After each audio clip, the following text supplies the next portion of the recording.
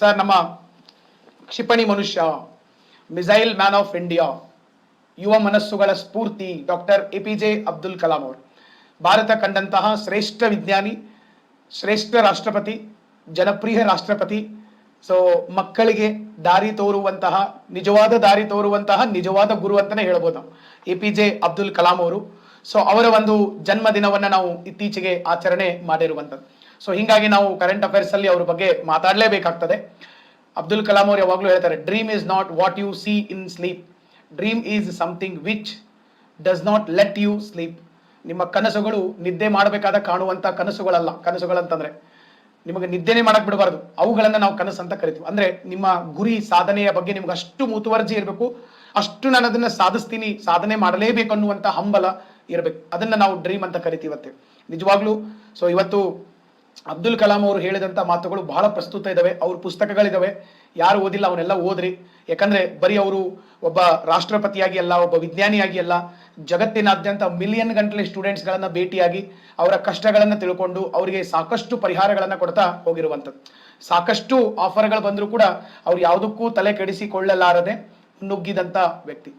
ಬಹಳ ಸಣ್ಣ ವಯಸ್ಸಿನೊಳಗಡೆ ಅವ್ರಿಗೆ ನಾಸಾದವರು ಒಂದು ಆಫರ್ ಕೊಡ್ತಾರೆ. ಒಂದು ಸ್ಮಾಲ್ ಸ್ಟೋರಿ ಹೇಳಿರ್ತೇನೆ, ಯಾಕಂದ್ರೆ ಅಬ್ದುಲ್ ಕಲಾಂ ಅವ್ರ ಬಗ್ಗೆ ಅವ್ರ ಫೋಟೋ ಬಂತಂದ್ರೆ ನಮಗೂ ತರ್ಕೊಳಕ್ ಆಗುದಿಲ್ಲ. ಸೊ ಅಬ್ದುಲ್ ಕಲಾಂ ಅವ್ರಿಗೆ ಸಣ್ಣ ವಯಸ್ಸಿನೊಳಗಡೆ ನಾಸಾದಿಂದ ಆಫರ್ ಲೆಟರ್ ಬಂತು. ಯಾವುದೋ ಕಾಂಜಿ ಪಿಂಜಿ ಆರ್ಗನೈಸೇಷನ್ ಅಲ್ಲ, NASA, national aeronautics and space administration. ಅಲ್ಲಿಂದ ಆಫರ್ ಬಂತು.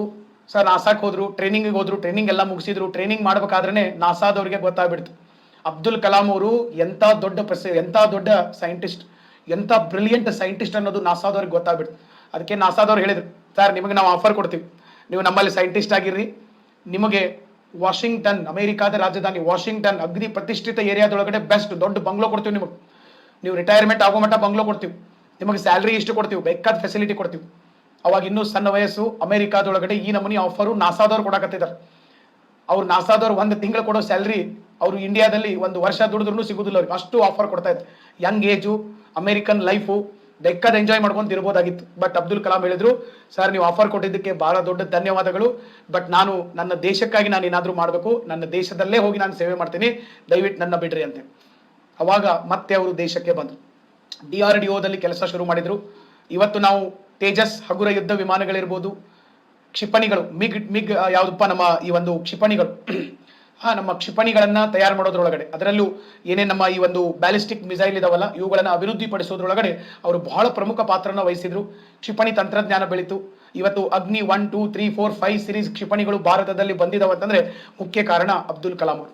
DRDO ಮತ್ತೆ ಇಸ್ರೋ ಎರಡೂ ಸಂಸ್ಥೆಗಳಲ್ಲಿ ಅವರು ಕೆಲಸ ಮಾಡಿದ್ರು. ಬಹಳ ಅದ್ಭುತವಾದಂತಹ ಕೆಲಸಗಳನ್ನು ಮಾಡಿದ್ರು. ಬೇಸಿಕಲಿ ಅವರು ವಿಕ್ರಮ್ ಸಾರಾಭಾಯಿ ಅಂತ ಸ್ಟೂಡೆಂಟ್. ಅವರು ನಾವು ಹೆಂಗ್ ಬೆಳಿತೀವಿ, ನಾವು ಮುಂದೆ ಏನಾಗ್ತೀವಿ ಅನ್ನೋದು ನಮ್ಗೆ ಎಂತ ಗುರುಗಳು ಸಿಕ್ಕಾರ ಅನ್ನೋದ್ರ ಮೇಲೆ ಡಿಪೆಂಡ್ ಇತ್ತು. ನಮ್ಗೆ ಸಿಕ್ಕಂತ ಗುರುಗಳು ಅದ್ಭುತ ಇದ್ರೆ ಅವರು ಶಿಷ್ಯರು ಅತ್ಯದ್ಭುತ ಆಗ್ತಾರೆ. ಅವ್ರ ಗುರುಗಳು ವಿಕ್ರಮ್ ಸಾರಾಭಾಯಿ, ಹೌದಾ, ಭಾರತೀಯ ಬಾಹ್ಯಾಕಾಶದ ಪಿತಾಮಹ ಅಂತ ಕರಿತೀವಿ ನಾವು. ಭಾರತದೊಳಗಡೆ ಇಸ್ರೋ ಸ್ಥಾಪನೆಗೆ ಕಾರಣವಾದಂತ ವ್ಯಕ್ತಿ. ಅಂತವ್ರನ್ನ ಗುರುವಾಗಿ ಪಡೆದಾದ್ಮೇಲೆ ಮತ್ತೆ ಮುಗದ ಹೋಯ್ತೇನೆ, ರಾಕೆಟ್ ವೇಗದಲ್ಲೇನೆ ಅವ್ರು ಬೆಳೀತಾ ಹೋದ್ರು. ಸೊ DRDO ಇಸ್ರೋದಲ್ಲಿ ಎಲ್ಲ ಕೆಲಸವನ್ನ ಮಾಡಿದ್ರು. ಎಲ್ಲ ಮಾಡಿ ಕೊನೆಗೆ ರಿಟೈರ್ಮೆಂಟ್ ಆದ್ರು. ರಿಟೈರ್ಮೆಂಟ್ ಆದ್ಮೇಲೆ ಸ್ವಲ್ಪ ದಿವಸ ಆದ್ಮೇಲೆ ಭಾರತದ ಪ್ರಧಾನಮಂತ್ರಿಗಳಿಂದ ಫೋನ್ ಬಂತು. ಡಾಕ್ಟರ್ APJ ಅಬ್ದುಲ್ ಕಲಾಂ ಅವರಿಗೆ ಅವತ್ತಿನ ಭಾರತದ ಪ್ರಧಾನಮಂತ್ರಿ ಅಟಲ್ ಬಿಹಾರಿ ವಾಜಪೇಯಿ ಅವರು ಫೋನ್ ಮಾಡಿ ನಮ್ಮ ಯಾರು ಅಬ್ದುಲ್ ಕಲಾಂ ಅವರಿಗೆ ಹೇಳಿದ್ರು, APJ ಅವರೇ, ಮತ್ತೆ ನೀವು ಬಹಳ ಸಾಧನೆ ಮಾಡಿದಿರಿ, DRDO ಇಸ್ರೋದಲ್ಲಿ ಭಾರತಕ್ಕೆ ಸಾಕಷ್ಟು ಶ್ರಮ ವಹಿಸಿದಿರಿ, ಈಗ ನೀವು ನಮ್ಮ ಕ್ಯಾಬಿನೆಟ್ ಒಳಗಡೆ ಒಂದು ವಿಜ್ಞಾನ ಮತ್ತು ತಂತ್ರಜ್ಞಾನ ಸಚಿವರಾಗಬೇಕು, ನಿಮ್ಮಿಂದ ಇನ್ನೂ ಹೆಚ್ಚಿನ ಸೇವೆ ದೇಶಕ್ಕೆ ಸಿಗಬೇಕು ಅಂತ ಹೇಳಿ. ಅದಕ್ಕಾಗಿ ಅಬ್ದುಲ್ ಕಲಾಂ ಅವರು, ಸರ್ ನನಗೊಂದು ಅರ್ಧ ಗಂಟೆ ಟೈಮ್ ಕೊಡ್ರಿ, ನಾನು ವಿಚಾರ ಮಾಡಿ ಹೇಳ್ತೀನಿ ಅಂತ. ಆಯ್ತು ಸರ್, ಟೈಮ್ ತಗೊಂಡು ಹೇಳ್ರಿ. ಅರ್ಧ ಗಂಟೆ ಆದ್ಮೇಲೆ ಮತ್ತೆ ವಾಪಸ್ ಫೋನ್ ಮಾಡಿದ್ರು. ಫೋನ್ ಮಾಡಿ, ನೀವು ನನಗೆ ಸಚಿವರಾಗ್ರಿ ಅಂತ ಹೇಳಿದ್ದು ನನಗೆ ಬಹಳ ಖುಷಿ ಆಯ್ತು, ಬಟ್ ನಾನು ಇಲ್ಲಿವರೆಗೆ ಈ ದೇಶ ಸೇವೆಯನ್ನ ಮಾಡಿದ್ದೀನಿ, ಬಟ್ ನಾನು ಈ ಒಂದು ರಿಟೈರ್ಮೆಂಟ್ ಲೈಫ್ ಒಳಗಡೆ ಇದ್ದೀನಿ. ನನಗೆ ಸದ್ಯ ಜಗತ್ತಿನಾದ್ಯಂತ ಎಷ್ಟು ಸಾಧ್ಯ ಐತೆ ಅಷ್ಟು ವಿದ್ಯಾರ್ಥಿಗಳನ್ನ ಭೇಟಿ ಆಗಬೇಕು, ಅವ್ರ ಜೊತೆ ಚರ್ಚೆ ಮಾಡಬೇಕು, ಅವರ ಸಮಸ್ಯೆಗಳಿಗೆ ನಾನು ಸ್ಪಂದಿಸ್ಬೇಕು, ಇದನ್ನೆಲ್ಲ ನಾನು ಮಾಡಬೇಕಾಗಿದೆ. ದಯವಿಟ್ಟು ನನಗೆ ನೀವು ಆಹ್ವಾನ ಕೊಟ್ಟಿದ್ದು ನನಗೆ ಬೇಡ ಅಂತೇಳಿ ಒಬ್ಬ ಪ್ರಧಾನಮಂತ್ರಿ ಸ್ವತಃ ಫೋನ್ ಮಾಡಿದ್ರು ಕೂಡ ಆ ಆಹ್ವಾನವನ್ನ ತಿರಸ್ಕಾರ ಮಾಡಿದ್ರು. ಅಷ್ಟೇ ನಯವಾಗಿ ಅದನ್ನ ಬಿಟ್ಟು ಇಷ್ಟಾಯ್ತು. ದೇಶಾದ್ಯಂತ ಮಕ್ಕಳನ್ನ ಭೇಟಿ ಆಗಕತ್ತು. ನಾವು ಬಹಳಷ್ಟು ಸರಿ ಅವ್ರ ವಿಡಿಯೋಗಳನ್ನ ನಾನು ಬಹಳಷ್ಟು ಸರಿ ನೋಡ್ತೇವೆ. ನನ್ನ ಅತಿ ಹೆಚ್ಚು ನಾನು ವಿಡಿಯೋ ನೋಡೋದು ಯೂಟ್ಯೂಬ್ ಅಲ್ಲಿ ಅಂತಂದ್ರೆ ಅಬ್ದುಲ್ ಕಲಾಂ ಅವ್ರ ಬಗ್ಗೆ ನೋಡಿದಷ್ಟು ವಿಡಿಯೋಗಳನ್ನ ಬೇರೆ ಯಾವುದೇ ವ್ಯಕ್ತಿ ಬಗ್ಗೆ ನಾನು ನೋಡೋನೇ ಇಲ್ಲ. ಬಹಳಷ್ಟು ಕಡೆ ಈ ಫಂಕ್ಷನ್ ಅದು ಇದ್ದಾಗ ಹೋದಾಗ ಕೆಳಗಡೆ ನೆಲದ ಮೇಲೆ ಕೂತ್ಕೊಂಡೇ ಹುಡುಗರಿಗೆ ಪಾಠವನ್ನ ಹೇಳ್ಕೊಟ್ಟಂತವ್ರು. ನಾನು ಪ್ರೆಸಿಡೆಂಟು, ನನಗೆ ಅಲ್ಲಿ ಕುಂಡ್ರಿಸ್ರಿ, ನನಗೊಂದು ಬೇರೆ ಚೇರ್ ತಗೊಂಬರ್ರಿ ಅಂತೇಳಿ. ಒಂದು ವಿಡಿಯೋದಲ್ಲಿ ನಾನು ನೋಡಿದ್ದೆ, ಅವರು ಕುತ್ಕೊಂಡಿದ್ದಾರೆ ಒಂದು ಇದ್ರೊಳಗಡೆ ಫಂಕ್ಷನ್ ಇಲ್ಲ ಮಾತಾಡ್ತಾ ಇದ್ದಾರೆ, 1 ಅವರ್ ಭಾಷಣ ಇದೆ ಮಾತಾಡ್ತಾ ಇದ್ದಾರೆ. ಅವ್ರ ಹಿಂದ್ಗಡೆ ಸೆಕ್ಯೂರಿಟಿ ಗಾರ್ಡ್, ಸೆಕ್ಯೂರಿಟಿ ಗಾರ್ಡ್ ಹೇಳಿದ್ರೆ ನೀವು ಹೋಗಿ ಕುತ್ಕೊಳ್ಳೋ 1 ತಾಸು ಮಾತಾಡ್ತೀನಿ ನಾನು, ಅಷ್ಟೋ ಮಟ್ಟ ಯಾಕೆ ನಿಂದಿರ್ತೀನಿ, ಹೋಗಿ ರೆಸ್ಟ್ ತಗೋ ಅಂತೇಳಿ. ಅಂಥ ವ್ಯಕ್ತಿ. ಸೊ ಇಂಥ ವ್ಯಕ್ತಿ ಬಹುಶಃ ಮುಂದೆ ಭಾರತದಲ್ಲಿ ಓಕೆ ಸೊ ಬರ್ತಾರೋ ಇಲ್ಲೋ ಗೊತ್ತಿಲ್ಲ, ಅಂಥ ವ್ಯಕ್ತಿ. ಇಷ್ಟಾಯ್ತು. ಮತ್ತೊಂದು ಸ್ವಲ್ಪ ದಿವಸ ಹೋಯ್ತು. ಅವಾಗ ಮತ್ತೆ ಭಾರತದ ಪ್ರಧಾನಮಂತ್ರಿಗಳು ಅಟಲ್ ಬಿಹಾರಿ ವಾಜಪೇಯಿ ಅವರು ಮತ್ತೆ ಕಾಲ್ ಮಾಡಿದ್ರು, ಅಬ್ದುಲ್ ಕಲಾಂ ಅವರಿಗೆ ಕಾಲ್ ಮಾಡಿದ್ರು. ಕಾಲ್ ಮಾಡಿ, ಅಟಲ್ ಜಿ, ನೀವು ಲಾಸ್ಟ್ ಟೈಮ್ ನಾವು ಒಂದು ಮಿನಿಸ್ಟರ್ಶಿಪ್ ನಿಮಗೆ ಕೊಡ್ತೀವಿ ಅಂತ ಹೇಳಿದ್ವಿ, ನೀವು ಬೇಡ ಅಂತಂದ್ರಿ. ಬಟ್ ಈ ಬಾರಿ ನಾವು ನಿಮ್ಗೆ ಇನ್ನೊಂದು ಒಂದು ಗೌರವವನ್ನು ಕೊಡ್ಬೇಕಂತ ಮಾಡಿದೀವಿ, ನೀವು ದಯವಿಟ್ಟು ಬೇಡ ಅನ್ಬಾರ್ದು. ಯಾಕೆ, ಏನು ಕೊಡ್ತಾ ಇದ್ದೀರಿ? ಏನಿಲ್ಲ, ಮತ್ತೆ ನೀವು ಭಾರತದ ರಾಷ್ಟ್ರಪತಿಗಳಾಗಬೇಕು, ನಮ್ಮ ಭಾರತದ ರಾಷ್ಟ್ರಪತಿಗಳಾಗಬೇಕು. ನಿಮ್ಮ ಒಂದು ಅಮೋಘ ಸೇವೆಯನ್ನು ನೀವು ಸಲ್ಲಿಸಿದಿರಿ, ಲಕ್ಷಾಂತರ ಮಕ್ಕಳ ಜೊತೆ ನೀವು ಮಾತನಾಡಿದಿರಿ, ಬಹಳ ಸ್ಫೂರ್ತಿಯನ್ನು ತುಂಬಿದಿರಿ. ನೀವು ರಾಷ್ಟ್ರಪತಿ ಭವನಕ್ಕೆ ಬರಬೇಕು. ನೀವು ರಾಷ್ಟ್ರಪತಿ ಭವನಕ್ಕೆ ಬಂದರೆ ಅದರ ಕಳೆ ಇನ್ನೂ ಹೆಚ್ಚಾಗ್ತದಂತೆ. ಮತ್ತೆ ಅಬ್ದುಲ್ ಕಲಾಂ ಅವರು, ಸರ್ ನನಗೆ ಒಂದು ಅರ್ಧ ಗಂಟೆ ಟೈಮ್ ಕೊಡ್ರಿ, ನಾನು ವಿಚಾರ ಮಾಡಿ ಹೇಳ್ತೀನಿ ಅಂತ. ಅರ್ಧ ಗಂಟೆ ಟೈಮ್ ತಗೊಂಡು ವಿಚಾರ ಮಾಡಿ ಹೇಳಿದ್ರು. ಆಯ್ತು ಸರ್, ನಿಮಗೆ ನಾನು ಈ ಸರಿ ನಿರಾಸೆ ಮಾಡೋದಿಲ್ಲ, ನಾನು ಪ್ರೆಸಿಡೆಂಟ್ ಆಗಕ್ಕೆ ಒಪ್ಕೊಂಡಿದ್ದೀನಿ. Then he will become the 11th president of okay so republic of India. ಭಾರತದ ರಾಷ್ಟ್ರಪತಿಗಳಾಗಿ ಆಯ್ಕೆಯಾದ ಪೀಪಲ್ಸ್ ಪ್ರೆಸಿಡೆಂಟ್. ಬಹಳಷ್ಟು ಜನ ರಾಷ್ಟ್ರಪತಿಗಳಾದ್ಮೇಲೆ ಸಾಕಷ್ಟು ದುಡ್ಡು ಮಾಡಿದರು ರಾಷ್ಟ್ರಪತಿಗಳಾದ್ಮೇಲೆ. ಬಟ್ ಅಬ್ದುಲ್ ಕಲಾಂ ಅವರು ರಾಷ್ಟ್ರಪತಿ ಭವನಕ್ಕೆ ಹೋಗ್ಬೇಕಾದಾಗ್ಲೂ 2 ಸುಟ್ಕೇಸು, ಬರಬೇಕಾದಾಗ್ಲೂ 2 ಸುಟ್ಕೇಸನ್ನೇ ತಗೊಂಡ್ಬಂದಿದ್ದಾರೆ. ಟ್ರಕ್ ಗಂಟ್ಲೆ ಏನು ಅಲ್ಲಿಂದ ತಗೊಂಡ್ಬಂದಿಲ್ಲ. 2 ಸುಟ್ಕೇಸ್. ಒಂದು ಸುಟ್ಕೇಸ್ ಒಳಗಡೆ ಅವರಿಗೆ ಒಂದು 3-4 ಜೊತೆ ಬಟ್ಟೆಗಳು, ಇನ್ನೊಂದು ಸುಟ್ಕೇಸ್ ಒಳಗಡೆ ಜಗತ್ತಿನಾದ್ಯಂತ ಅವರಿಗೆ ಸುಮಾರು 94 ಗೌರವ ಡಾಕ್ಟರೇಟ್ ಪ್ರಶಸ್ತಿಗಳು ಸಿಕ್ಕಿದ್ದು. ಆ ಪ್ರಶಸ್ತಿಗಳು ಇನ್ನೊಂದು ಸುಟ್ಕೇಸಲ್ಲಿ. ಅಷ್ಟು ಸಿಂಪಲ್ ಆದಂಥ ಒಬ್ಬ ವ್ಯಕ್ತಿ. ಮತ್ತೆ ರಾಷ್ಟ್ರಪತಿ ಭವನ್ ಬಗ್ಗೆ ನಿಮಗೆ ಗೊತ್ತಿದೆ, ಸುಮಾರು 300ಕ್ಕೂ ಹೆಚ್ಚು ಕೊಠಡಿಗಳಿದಾವೆ. 300ಕ್ಕೂ ಹೆಚ್ಚು ಕೊಠಡಿಗಳಿದಾವೆ. ಇಲ್ಲಿವರೆಗೆ ನಾನು ಓದಿದಂಗೆ ಯಾರಾದರೂ ಭಾರತದ ರಾಷ್ಟ್ರಪತಿಗಳಾದರೆ ಅವರು ತಮ್ಮ ಸಂಬಂಧಿಕರು ಇವರು ಎಲ್ಲರನ್ನೂ ಕೂಡಿ ಕರ್ಕೊಂಡೋಗಿ ಇಡೀ ಫ್ಯಾಮಿಲಿನೇ ಅಲ್ಲಿ ಸೆಟ್ ಆಗ್ತದೆ 5 ವರ್ಷಗಳ ಕಾಲ. ಅದು ಗೌರ್ಮೆಂಟ್ ಕೊಡುತ್ತೆ, ತಪ್ಪೇನಲ್ಲ.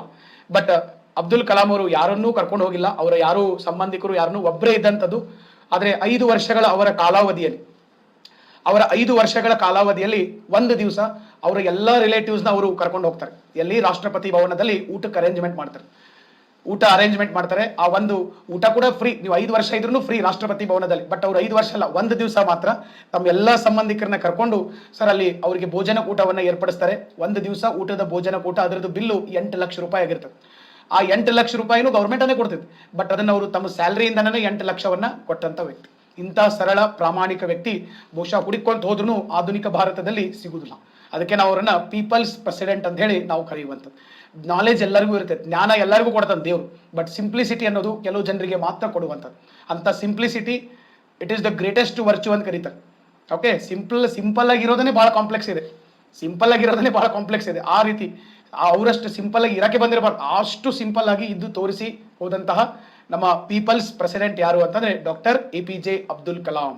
ಓಕೆ, ಸೊ ಅವ್ರ ಬಗ್ಗೆ ಹೇಳ್ಬೇಕಂತ ಅನಿಸ್ತು. ನಿಮ್ಗೆ ಅವ್ರ ಬಗ್ಗೆ ಒಂದು 4 ಮಾಹಿತಿ ಏನಾದರೂ ನನ್ನ ಮಾತುಗಳಿಂದ ಗೊತ್ತಾಗಿದ್ರೆ ಸೊ ಅವರಿಗೆ ನಾವು ಒಂದು ಲೈಕ್ ಬಟನ್ ಪ್ರೆಸ್ ಮಾಡೋದ್ರ ಮೂಲಕ ಒಂದು ಗೌರವವನ್ನು ಕೊಡುವಂಥದ್ದು. ಇನ್ನು next sir APJ Abdul Kalam ಅವರು. ಸರ್ ಇವರು ಜನಿಸಿದ್ದು ಅಕ್ಟೋಬರ್ 15, 1931. ಮೊನ್ನೆ ಅಕ್ಟೋಬರ್ 15ಕ್ಕೆ ನಾವು ಅವರ ಜನ್ಮದಿನವನ್ನು ಆಚರಣೆ ಮಾಡಿದ್ವಿ, 91ನೇ ಜನ್ಮದಿನ. ನೆಕ್ಸ್ಟ್ ಅವರು ಭಾರತದ ಪ್ರಮುಖ ವಿಜ್ಞಾನಿಗಳು. 2002ರಿಂದ 2007ರವರೆಗೆ ಭಾರತದ ರಾಷ್ಟ್ರಪತಿಗಳಾಗಿ ಸೇವೆಯನ್ನು ಕೊಟ್ಟಂಥವ್ರು. ಮತ್ತು ಅವ್ರ ಕ್ಷೇತ್ರ ಬಹಳ ವಿಸ್ತಾರವಾದಂಥ ಮಲ್ಟಿ ಟ್ಯಾಲೆಂಟೆಡ್ ಅವರೆಲ್ಲ. ಮತ್ತೆ ಸರ್ ಅವ್ರದ್ದು ಹಿಂಗೆ ಸ್ಪೀಚ್ ಗೀಚ್ ಎಲ್ಲ ರಿಯಲಿಸ್ಟಿಕ್ ಸ್ಪೀಚ್ಗಳು. ನನಗೆ ಅಬ್ದುಲ್ ಕಲಾಂ ಅವರ ಸ್ಪೀಚ್ಗಳು ಬಹಳ ಇಷ್ಟ ಆಗ್ತವೆ. ಯಾಕಂತಂದ್ರೆ ಅವರು ರಿಯಲಿಸ್ಟಿಕ್ ಆಗಿ ಮಾತಾಡ್ತಾರೆ. ಸುಮ್ಮನೆ ಏನೇನೋ ಗಾಳಿಯಾಗ ಮಾತಾಡೋದು, ಬಣ್ಣದ ಮಾತುಗಳನ್ನ, ನಮಗೆ ಬಣ್ಣದ ಮಾತುಗಳು ಸೇರುವುದಿಲ್ಲ. ಬಹಳ ಜನ ಫಂಕ್ಷನ್ ಒಳಗಡೆ ಬಣ್ಣದ ಮಾತುಗಳಿಗೆ ಮಾತಾಡಿ ಮರಳ ಮಾಡೋರು ಬಹಳ ಜನ. ಅವು ಬ್ಯಾಡ್. ನಮಗೆ ರಿಯಲಿಸ್ಟಿಕ್ ಮಾತುಗಳು, ಜೀವನ ಬದಲಾಯಿಸುವಂತ ಮಾತುಗಳು ಬೇಕು. ಈ ಬಣ್ಣದ ಮಾತುಗಳಿಗೆ ಬೆಲೆ ಇಲ್ಲ. ಅದಕ್ಕೆ ನನಗೆ ಸರ್ ಅವರ ರಿಯಲಿಸ್ಟಿಕ್ ಮಾತುಗಳು, APJ ಅಬ್ದುಲ್ ಕಲಾಂ ಅವರ ಮಾತುಗಳು ಬಹಳ ಇಷ್ಟ ಆಗ್ತದೆ. ಅದಕ್ಕೆ ನಮ್ಮ ಆಫೀಸರ್ಸ್ ಅಡ್ಡ ಆ್ಯಪಲ್ಲಿ ನೀವು ಆ್ಯಪ್ ಓಪನ್ ಮಾಡಿದ ತಕ್ಷಣ ಬರೋ ಫೋಟೋನೇ ನಮ್ಮ ಅಬ್ದುಲ್ ಕಲಾಂ ಅವರ ಫೋಟೋ ಬರ್ತದೆ. ಅಬ್ದುಲ್ ಕಲಾಂ ಜಿ ಅಂತಂದ್ರೆ ರಿಯಲಿಸ್ಟಿಕ್ ಅಂತಂದ್ರೆ ಅಬ್ದುಲ್ ಕಲಾಂ ಜಿ ನಾನು ತಿಳ್ಕೊಂಡಿರುವಂಥದ್ದು. ನೆಕ್ಸ್ಟು ಅವರು DRDOದಲ್ಲೂ ವರ್ಕ್ ಮಾಡಿದ್ರು, ಇಸ್ರೋದಲ್ಲೂ ವರ್ಕ್ ಮಾಡಿದ್ರು. ಭಾರತದ 2 leading organisations ISRO and DRDO, 2 ಕಡೆ ಸರ್ ಅವರು ವರ್ಕ್ ಮಾಡಿದಂಥದ್ದು. ನೆಕ್ಸ್ಟು ಇವತ್ತು ಅಗ್ನಿ ಮತ್ತು ಪೃಥ್ವಿ ಮಿಸೈಲ್ಗಳು, ಈ ಒಂದು ಮಿಸೈಲ್ಗಳು ಭಾರತ ದೇಶದಲ್ಲಿ ಬಂದಿದವಂತಂದ್ರೆ ಅದಕ್ಕೆ ಪ್ರಮುಖ ಕಾರಣ ಅಬ್ದುಲ್ ಕಲಾಂ ಅವರು. ಅದಕ್ಕೆ ಅವರನ್ನ ಭಾರತದ ಕ್ಷಿಪಣಿ ಮನುಷ್ಯ ಅಂತ ಕರೀತಾರೆ. ಈ ಕ್ಷಿಪಣಿಗಳನ್ನ ಉಡಾವಣೆ ಮಾಡಿ ಟೆಸ್ಟ್ ಮಾಡಕ್ಕೆ ಒಡಿಸ್ಸಾದ ಕರಾವಳಿಯಲ್ಲಿ ಇರುವಂತಹ ದ್ವೀಪಗಳು, ವೀಲರ್ ದ್ವೀಪಗಳಂತಿದ್ದು, ಅದನ್ನ ಅಬ್ದುಲ್ ಕಲಾಂ ಅವರ ನಿಧನದ ನಂತರ ವೀಲರ್ ದ್ವೀಪಗಳನ್ನ ಅಬ್ದುಲ್ ಕಲಾಂ ಐಲ್ಯಾಂಡ್ಸ್ ಅಂತಾನೆ ಹೆಸರನ್ನ ಕೊಟ್ಟಿರುವಂಥದ್ದು. ಮತ್ತೆ ಭಾರತದ ಮೊದಲ ಉಪಗ್ರಹ ಉಡಾವಣಾ ವಾಹನ SLV ಸ್ಯಾಟಲೈಟ್ ಲಾಂಚಿಂಗ್ ವೆಹಿಕಲ್ ಅನ್ನ ಇವರೇ ಅಭಿವೃದ್ಧಿ ಪಡಿಸಿರುವಂತದ್ದು. ಇನ್ನು ನೆಕ್ಸ್ಟ್ ಇಸ್ರೋದೊಳಗಡೆ ಸರ್ ಅವರು ಉಪಗ್ರಹ ಉಡಾವಣಾ ವಾಹನದ ಅಭಿವೃದ್ಧಿ ಯೋಜನೆಯ ನಿರ್ದೇಶಕರಾಗಿ 10 ವರ್ಷಗಳ ಕಾಲ ಸುದೀರ್ಘವಾಗಿ ಶ್ರಮ ವಹಿಸಿದರೆ. ಬಹಳಷ್ಟು ಎಕ್ಸ್ಪೀರಿಯನ್ಸ್ ಇದ್ದಂತ ಮನುಷ್ಯ. ಜುಲೈ 1980ರಲ್ಲಿ SLV-3 ರೋಹಿಣಿ ಉಪಗ್ರಹವನ್ನ ಭೂಮಿಯ ಸಮೀಪದ ಕಕ್ಷೆಯಲ್ಲಿ ಯಶಸ್ವಿಯಾಗಿ ನಿಯೋಜಿಸಿದಂತ. ಮತ್ತೆ ಇನ್ನೊಂದು, he is a great leader. ಯಾವುದೇ ಒಂದು ಉಪಗ್ರಹ ಯಶಸ್ವಿಯಾಗಿ ಕಕ್ಷೆಗೆ ಹೋಯಿತು ಅಂತಂದ್ರೆ ಸರ್ ಅವರು ತಮ್ಮ ಟೀಮ್ ಕಳಿಸ್ತಿದ್ರಂತೆ ಪೇಪರ್ನವ್ರ ಮುಂದೆ ಮಾತಾಡಕ್ಕೆ.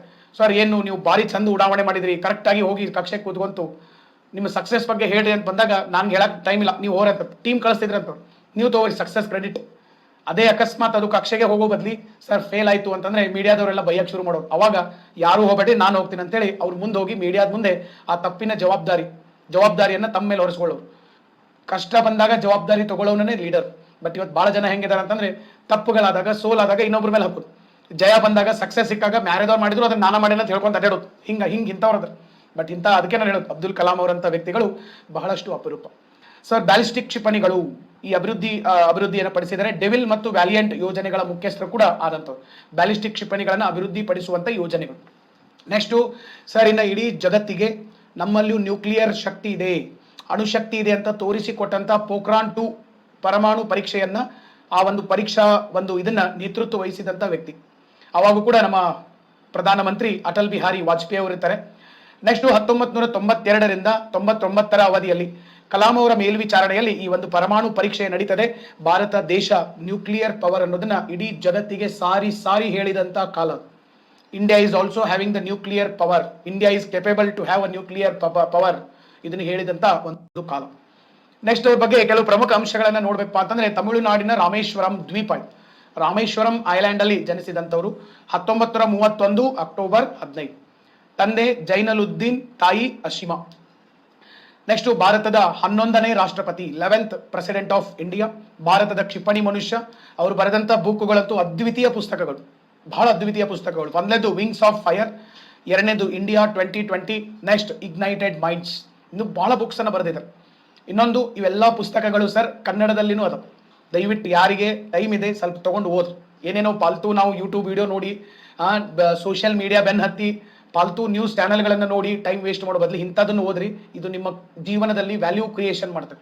ನೆನ್ಪಿಟ್ಕೊಂಡ್ರೆ ಯಾವಾಗಿದ್ರು ಅಬ್ದುಲ್ ಕಲಾಂ ಅವ್ರು ಯಾವಾಗಲೂ ಹೇಳ್ತಿದ್ರು, ನೀವೇನೇ ಕೆಲಸ ಮಾಡಿದ್ರು ಅದು ನನ್ನ ಜೀವನ, ನನ್ನ ಗುರಿ ಮುಟ್ಟಕ್ಕೆ ಎಷ್ಟು ಹೆಲ್ಪ್ ಆಗ್ತದೆ, ಈ ದೇಶದ ಜನರ ಜೀವನ ಮಟ್ಟವನ್ನು ಹೆಚ್ಚಿಗೆ ಮಾಡಕ್ಕೆ ಅದು ಎಷ್ಟು ಹೆಲ್ಪ್ ಆಗ್ತದೆ ಅನ್ನೋದು ನೋಡಿ ಕೆಲಸ ಮಾಡ್ರಿ ಅಂತ. ಬಟ್ ನಾವು ಒಂದು ದಿವಸದಾಗ ಏನು ಮಾಡ್ತೀವಿ ಅಂತ ಪಟ್ಟಿ ಮಾಡಿದ್ರೆ 90% ಅದ್ರಾಗೆ ಅವು ನಮಗೂ ಉಪಯೋಗ ಆಗ್ತಿರೋದಿಲ್ಲ, ಸೊಸೈಟಿಗೂ ಉಪಯೋಗ ಆಗೋದಿಲ್ಲ. ಅಂತ ಕೆಲಸನೇ ನಾವು ಮಾಡ್ತಿರ್ತೀವಿ. ಅದಕ್ಕೆ ನಮಗೆ ಸಾಧನೆ ಮಾಡಕ್ ಆಗುದಿಲ್ಲ. ಇದನ್ನ ಅಬ್ದುಲ್ ಕಲಾಂ ಅವರೇ ಹೇಳಿದಂಥದ್ದು. ಸೊ ಅದಕ್ಕಾಗಿ ಸ್ವಲ್ಪ ಆ ಪುಸ್ತಕಗಳನ್ನು ಓದಿ. ಅವೇನು ಭಾಳ ದುಡ್ಡು ಇರುವುದಿಲ್ಲ. ಸೊ ಇವು ಕನ್ನಡದಲ್ಲೆಲ್ಲ ಕನ್ವರ್ಟ್ ಆದಂಥ ಪುಸ್ತಕಗಳು. ಸುಮ್ಮ ಅವ್ನು ತಗೊಂಡು ಎಲ್ಲ ಬಸ್ಸಲ್ಲಿ ಹೋಗ್ಬೇಕಾದಾಗ ಫ್ರೀ ಟೈಮಲ್ಲಿ ಇದನ್ನು ಓದೋದ್ರಿಂದ ಅವರು ಅಂಥ ದೊಡ್ಡ ವ್ಯಕ್ತಿ ತಮ್ಮ ಜೀವನದ ಅನುಭವವನ್ನ ಅದರೊಳಗಡೆ ಬರೆದಿರ್ತಾರೆ. ಎಷ್ಟೋ ಕಷ್ಟಗಳನ್ನ ಎದುರಿಸಿದ ಮೇಲೆ ಸರ್ ಅವ್ರನ್ನ ಪುಸ್ತಕಗಳನ್ನ ಬರೆದಿರ್ತಾರೆ.